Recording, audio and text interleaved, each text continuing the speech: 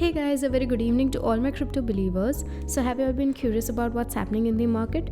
Don't you worry, the CoinMonks got you covered. Okay, so before starting with the updates, let's quickly quote today's headlines. Google forms blockchain group under newly appointed executive. Singapore shuts down all crypto ATMs operation following crypto public ads prohibition imposed. EU market watchdog speaks against renewable energy mining for POW. Multichain under fire from users as hacking losers grow to $3 million. So let's start off with our refresh feed. Firstly, Google's parent firm Alphabet has entered the blockchain space. The group will be led by Shiv Kumar Venkataraman. Well, apparently the crypto world is suddenly receiving Google's attention. Let's find out what they're up to.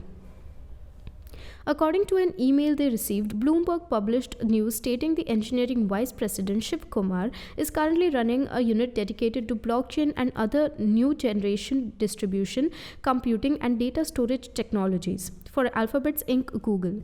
The email mentioned that he would be the founding leader of Labs, a business division of Google, home to its various virtual and augmented reality endeavors. A representative of the company refused to make any comment on this. Google has only been providing some cloud administration to organizations working on blockchain technology, but it hasn't yet experimented in this field by launching a public project, whereas Google's rival companies Meta Platforms Inc. and Twitter Inc. have invested significant resources in the area. It has come to light that the company is paying a lot of attention to crypto as stated by Google's payments and commerce president. However, the team functioning on blockchain in the company is comparatively smaller than those working on other products of Google. Google has set groups to work on the company's virtual reality hardware and software efforts into labs the previous fall. Clay Bever, a vice president, is looking over this project and managing Google's startup incubator.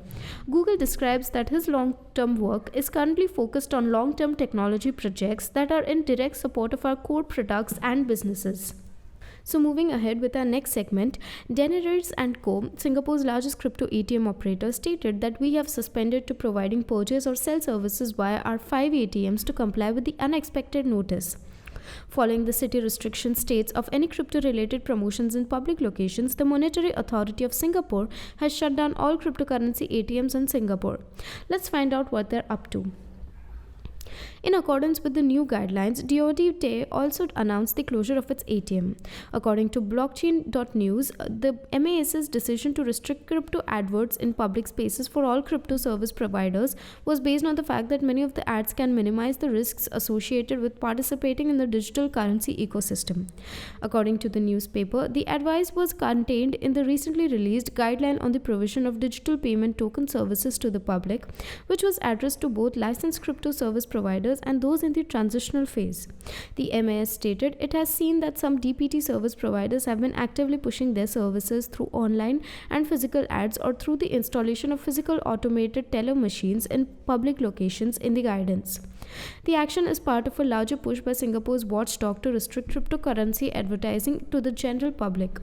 Prior to Singapore's action, Spain and the UK imposed similar restrictions on Bitcoin promotion. Anyways, moving ahead with our next segment, in an interview with the Financial Times, Thedin stated that the usage of renewable energy can divert member countries' attention away from the bloc's climate change ambitions. Eric Thedin, the vice chair of the European Securities and Markets Authority, has adopted a controversial position against any proof-of-work mining companies using renewable energy. Let's find out what exactly happened. Cryptocurrencies, in Thedin's opinion, are not terrible in and of themselves, as seen by his support for a transition to proof-of-stake mining.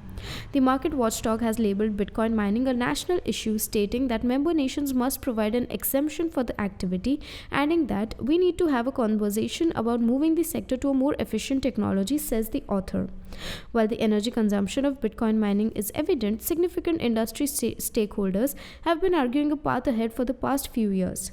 Despite industry stakeholders' inability to agree on whether Bitcoin mining is helpful for the environment or not, many have concluded that switching to renewable energy sources is better bet moving ahead. Tesla Inc., an American electric vehicle manufacturer, has revealed plans to restore Bitcoin payments if the majority of the energy used to power Bitcoin mining comes from renewable or clean sources. Many Bitcoin mining businesses are also looking at ways to use sustainable energy, which may feel will be more cost effective and ecologically good in the long term. Thedin's opposition to Bitcoin mining using renewable energy is worrying as it may persuade politicians in a path that puts extra burden on BTC and other proof of work currencies in the near future. So, wrapping up with our final segment, hackers have continued to take advantage of a serious weakness in the cross chain router protocol Multichain, which was initially discovered on January 17th. Multichain asked users to rescind permissions for 6 tokens earlier this week to protect their funds from fraudulent persons. Due to an undiscovered security issue, Multichain customers have lost over $3 million. That's really sad. Let's have a deeper dive into this one. WETH, Perry, OMT, WBNB, Matic, and AVAX are among the 6 supported tokens remaining vulnerable to the security flaw. On social media, many have criticized the corporation of not giving consumers with adequate information or help about the problem. In exchange for the remaining cash, one user who lost $960K donated 50 ETH to the hacker's address. However, after Multichain's disclosure on January 17, other hackers attempted the attack. One stole $1.43 million while the other promised to refund 80% and retain the remainder as a gratuity. The stolen sum has now increased to $3 million, according to Tal Beiri, co-founder of the ZenGo wallet. On the same day, the firm stated that the majority vulnerability impacting the 6 tokens had been disclosed and rectified, yet on January 19, it advised customers to cancel token approvals once more. The commitments on Multichain's latest tweets have subsequently been disabled. Crypto Chainlink God on Twitter expressed his confusion by the platform's remark, while DRARREG17 inquired about what Multichain will do compensate people like myself who were harmed by the exploits. So we would now wind up with the assessment for today evening and meet you all tomorrow with even more interesting stuff.